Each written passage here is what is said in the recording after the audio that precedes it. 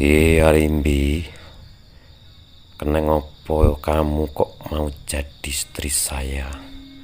Werkudara, kamu itu jujur, pemberani, teguh iman, teguh pendirian, tegas lugas, terus yo trengginas, baik hati dan tidak sombong. Werkudara, tapi aku iki orangnya itu ndak bisa halus loh. Aku ki wonge kasar itu yen ora apa-apa. Werkudara, njabane kasar ning jerone legi, aja kaya dondong njabane halus ning jerone ruwet ngono. Iya, tapi aku iki dadi lanang ora iso bergaya. Aku tidak bisa menebar pesona.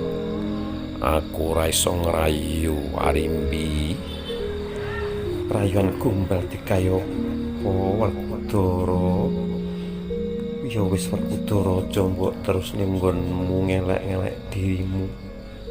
Jare menungso ora ana sing sempurna, yen diteliti dipetani mesti akeh salahe, akeh kekurangane.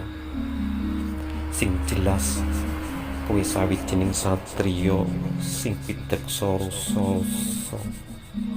Oke wong wani ngejak barang kang makruf utawa kabecikan ning ora wani memerangi kemungkaran.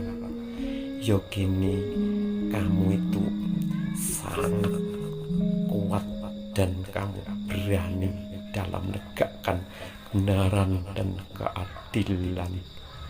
Kowe kok ngerti karakterku sakmono maneh kok eruh? Ya tahu, wong awake dhewe iki dadi sak kotak, ndina awur ning kotak mriyaya eruh.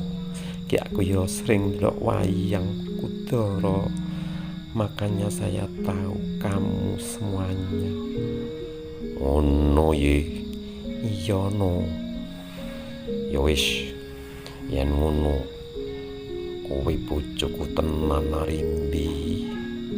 Apa kowe ketun, Werkudara, dadi bojoku? Aku ketun banget, Arimbi. Ketun piye, Werkudara? Nyapa aku raket mbiyen rabi karo kowe.